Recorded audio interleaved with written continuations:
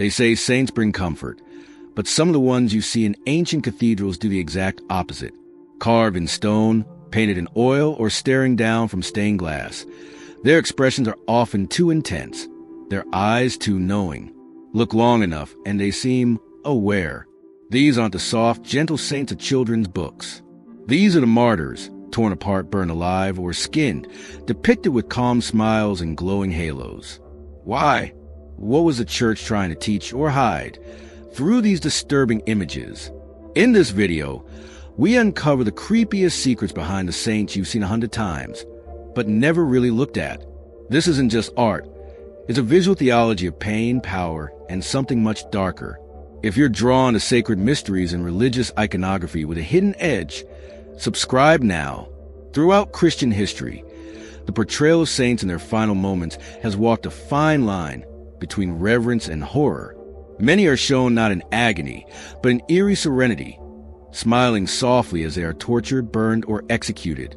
This paradox wasn't accidental. It was intentional. The church wanted these images to teach submission, devotion, and transcendence through suffering.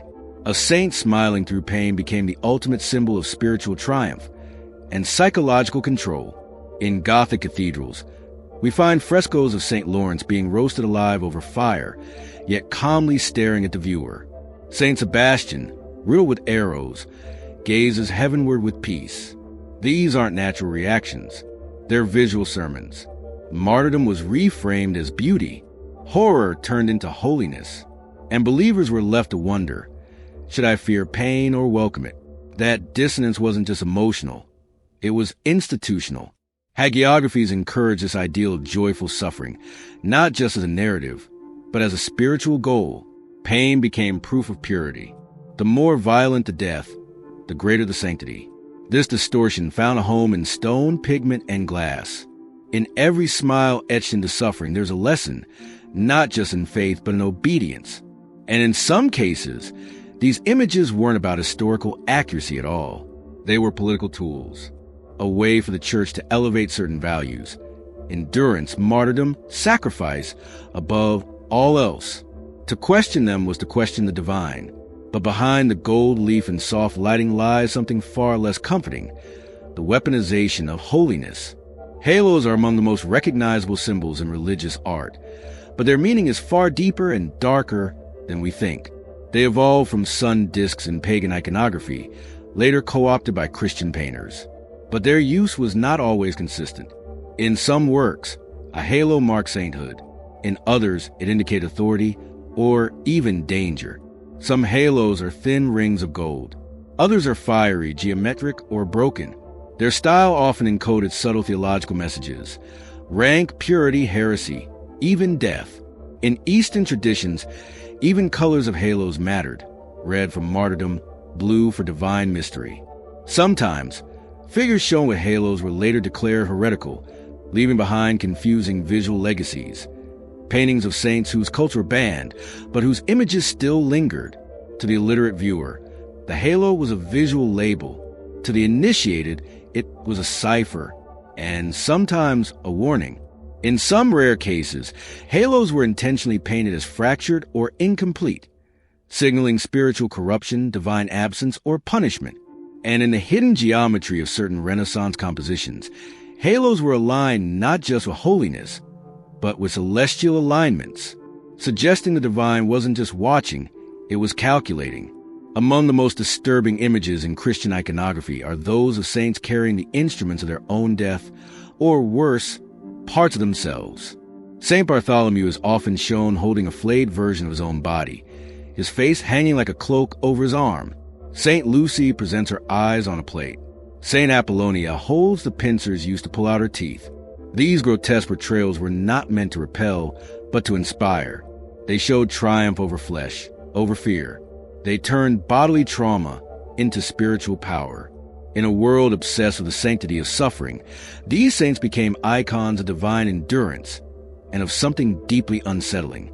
In some cases, these depictions were also protective, talismans of endurance against persecution, death, or disease. Their body parts, especially relics, were not hidden, but exalted, paraded, even weaponized by the church. The cult of relics turned body fragments into holy currency. Bones, tongues, skulls, displayed in golden reliquaries, kissed by thousands.